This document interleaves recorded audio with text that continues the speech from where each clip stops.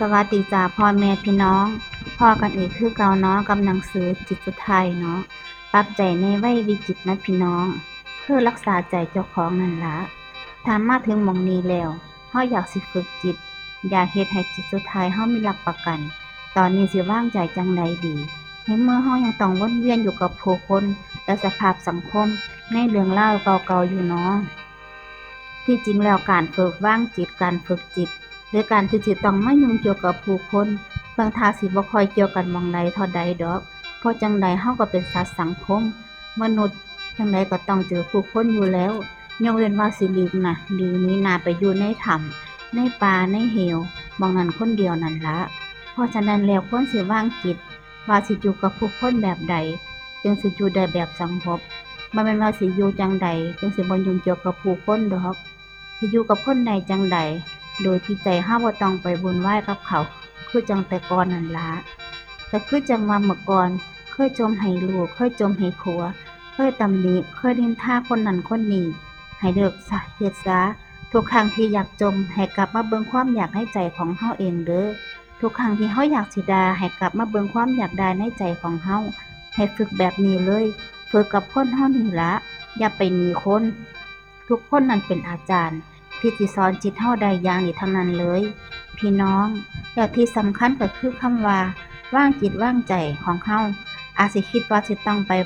ปรับใจจังซั่นจังซี้บ่ต้องดอกเฮารับรู้ตามความเป็นจริงเลยวิธีการวางใจของพระพุทธเจ้า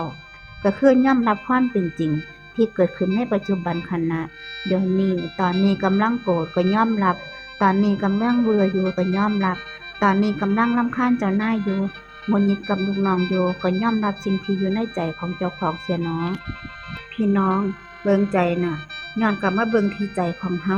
อย่าไปเบิ่งหน้าคนนั้นคนนี้ทุกครั้งที่มันมีผู้ใดมาเฮ็ดอิหยังกระทบเฮาก็ย้อนกลับมาเบิ่งสังเกตที่ใจของตัวเองแล้วเตือนเจ้าของเสมอว่าโอ๊ยเฮาจะโง่ปล่อยให้ใจเจ้าของเป็นทุกข์เพราะคนนั้นเพราะคนนี้อยู่ทั้งชีวิตบ่และเป็นแบบนี้มากี่ปีกี่ชาติแล้วเนาะ เตือนเจ้าของอยู่แบบนี้อยู่ดูๆต่อไปพ่ออิหยังมากระทบก็สิรู้ทันข้างนอกควรสิแก้ไขอิหยังก็แก้ไปในบ้านก็ต้องแก้แบบใดก็สิต้องพูดคุยปรับความเข้าใจแบบใดก็เฮ็ดไปแต่ใจอย่าให้กระเทือนต้องฝึกเจ้าของแบบนี้ตั้งแต่เดี๋ยวนี้นั่นล่ะบางคนบางท่านอาจสิเจริญสติได้อย่างบ่ชำนาญแต่อาจสินิยมนึกถึงภาพพระเอาไว้ในใจแบบนี้ได้บ่เนาะ อันนี้สิเป็นการเจริญสติอย่างหนึ่งที่พาจิตเข้าไปอยู่ในกุศลทันทีเลยบ่เนาะคือมันได้ก็ได้อยู่แต่เฮาสามารถน้อมจิตภาพปรากฏได้เลยก็โอเคปลอดภัยอย่างน้อยก็มีภาพเป็นที่พึ่งแล้วแต่สมมุติว่ามันเจอทุกขเวทนาแห้งๆขึ้นมา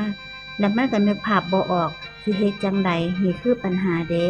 พี่น้องเฮาสิฝึกอีหยังก็สร้างเถาะอย่างน้อยจิตน้อมไปสู่ความเป็นกุศลอยู่ดูๆ บางคนพ่อบอกให้ภาวนาให้มาฝึกสติก็บ่มีความเพียรบ่มีความอดทนพอที่สิฝึกได้เพราะฉะนั้นแล้วเฮ็ดจั่งใดดีถ้าเป็นแบบนี้ก็คือต้องเฮ็ดดีอย่างเดียวเฮ็ดอย่างอื่นไปก็คือให้ทานรักษาศีลช่วยเหลือสังคมไปบุญอีหยังที่เฮาสามารถสิลงมือเฮ็ดได้ก็เฮ็ดไปเดี๋ยวนั้นเลยและต้องเฮ็ดด้วยความบ่คาดหวังอีหยังเดะว่าเฮ็ดแล้วเขาสิมาตอบแทนบุญคุณอีหยังเฮาหรือบ่ต้องนะเฮ็ดแล้วก็ให้จบฝึกจิตแบบนี้เลยเฮ็ดแล้วจบไผสิว่าดีหรือบ่ดีเป็นเรื่องของเขาส่วนเฮาพอใจที่สิได้เฮ็ดลงมือเฮ็ดแล้วก็จบเดี๋ยวนั้นวางใจแบบนี้ฝึกใจแบบนี้อยู่ดูๆเป็นการฝึกปล่อยวางไปในตัวได้อีกนำไปเฮ็ดบุญแล้วจบอย่าคาดหวังสิได้บุญหรือบ่ตักบาตรเสร็จแล้วก็จบอย่ามานั่งทุกข์ว่าพระจริงหรือว่าพระปลอมอย่ามั่วทุกข์จบแล้ว แบบนี้ได้ฝึกใจทั้งนั้นเลยหรือมีโอกาสสิซอยหมาซอยแมวอีหยังก็ได้แต่อย่าเฮ็ดให้เจ้าของต้องมาแบกภาระเพิ่มจนกระทั่งเกิดอกุศลตามมาเด้อันนี้ก็บ่ควรสิเฮ็ดฝึกวางใจแบบนี้ให้ชำนาญเด้ออกุศลอีหยังเกิดขึ้นรู้ทันแล้วก็ดับไปหรือแม้กระทั่งกุศลที่เกิดขึ้นรู้ทันแล้วก็ดับไปถ้าเป็นแบบนี้ได้บ่ต้องห่วงแต่ปัญหาก็คือเฮาบ่รู้บ่แม่นว่ารู้เพื่อให้ดับนะเพราะว่าบางคนพอเว้าแบบนี้แล้วอาจสิไปตั้งท่าที่สิไปดับอกุศลที่มันเกิดแล้วหากดับมันบ่ได้ขึ้นมา มันก็สิทุกข์มันก็สิเป็นเรื่องอีกเพราะฉะนั้นแล้วก็แค่ฮู้เพื่อฮู้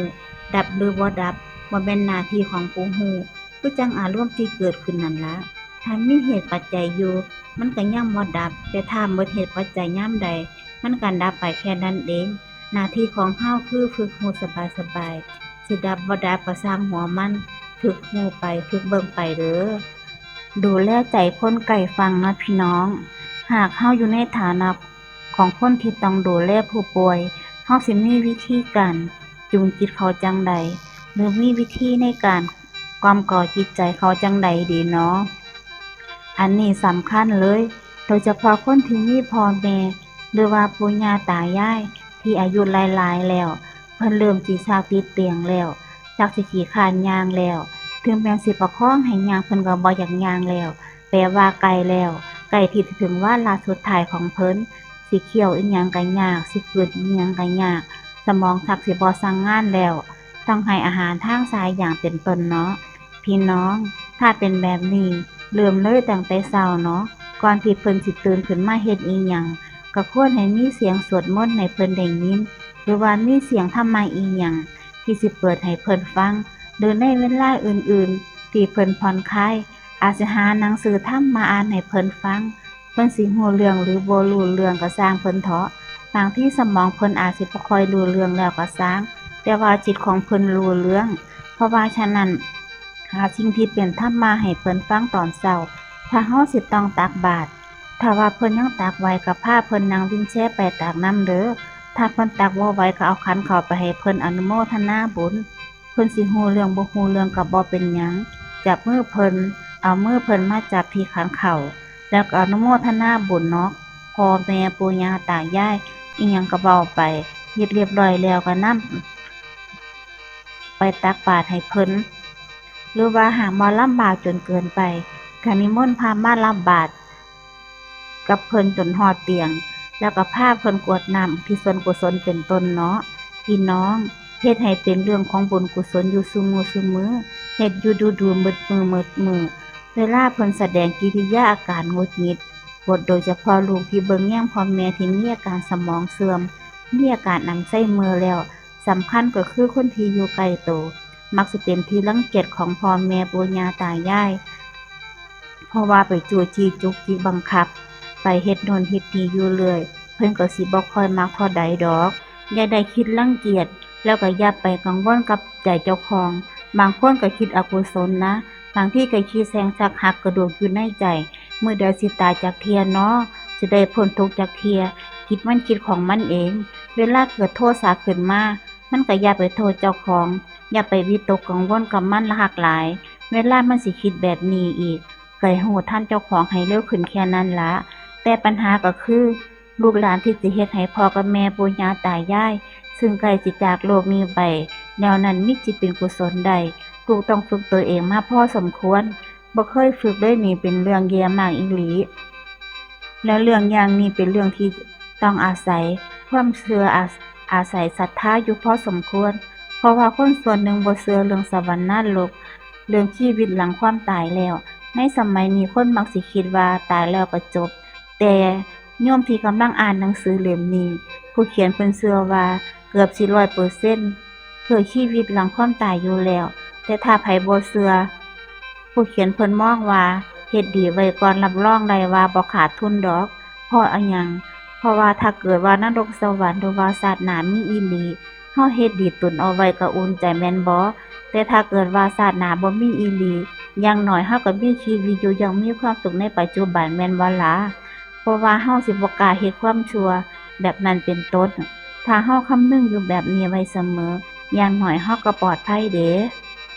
มีบางคำถามบอกว่าสิช่วยให้พ่อกับแม่สงบได้จั่งใดหรือว่าใกล้ตายอย่างสงบได้จั่งใดหลักๆคือสั่ง ความคุ้นชินในกุศลจิตให้เกิดขึ้นกับผู้ป่วยและขณะเดียวกันเฮาเองก็ต้องถือว่าอันนี้คือโอกาสในการสร้างบารมีคือเฮาจะต้องดูแลปฏิบัติเพิ่นโดยการฝึกจิตของเจ้าของนี่ละที่สำคัญก็คือเวลาใกล้ตายอย่าไปเบิ่งแค่กิริยาอาการข้างนอกเวลาคนใกล้ตายบางคนกินอาหารบ่ได้แล้วแต่ว่าบางคน กินน้ำก็บ่ได้แล้ว บางทีร่างกายมีอาการกระตุก กล้ามเนื้อบางส่วนกระตุก อย่าคิดว่าเพิ่นทรมาน บางทีมีควรหาอากาศหายใจพอใกล้สิตายสังเกตเบิ่งนะ สิอ้าปากกว้างมากขึ้น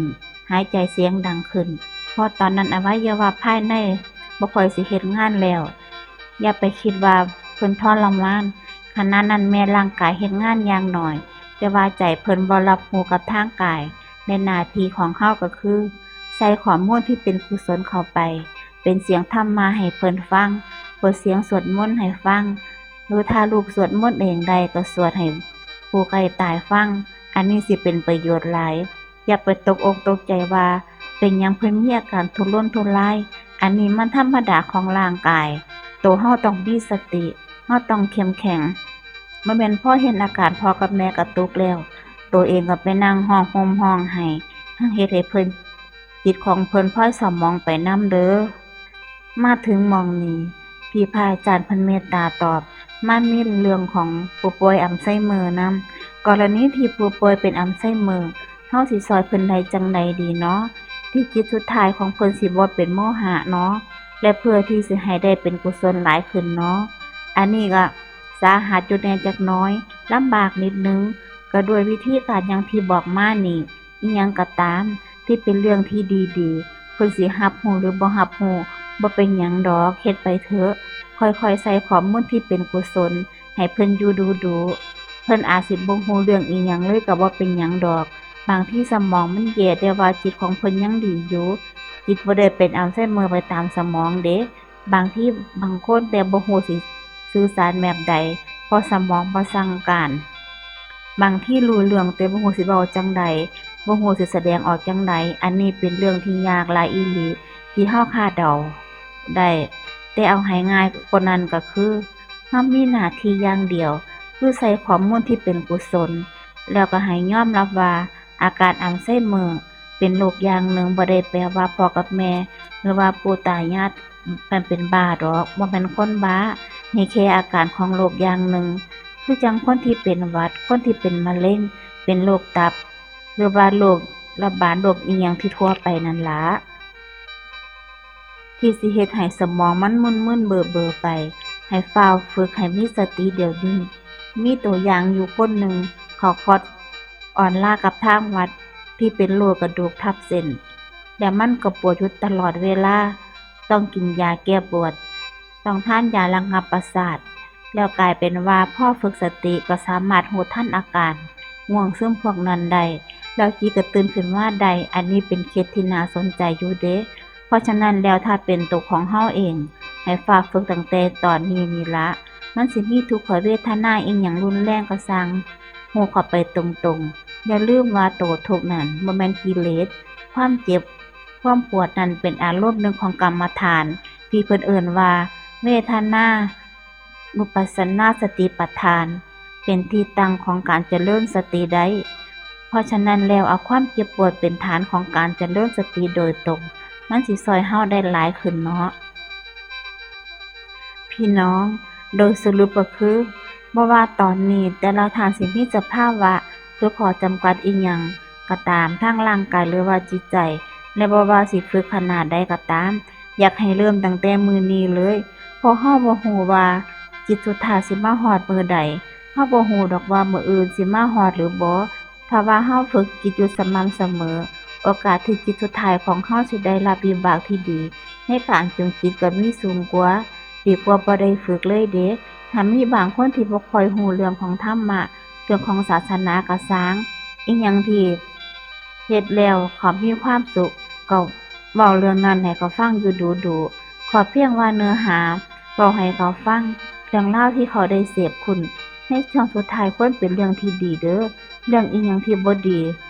แม้เพิ่นสิมักหรือบ่มักก็บ่ควรเอามาเว้าให้เพิ่นฟัง ขอให้มันเป็นกุศลแค่นั้นเอง ขอให้เป็นเรื่องที่ดี ต้องพยายามดึงเพิ่นให้อยู่ในความเป็นกุศลอยู่เสมอเด้อ ขอกราบขอบพระคุณและอนุโมทนาบุญกับทุกๆท่านที่รับฟังจนจบคลิปเนาะ พบกันใหม่ในคลิปหน้านะพี่น้อง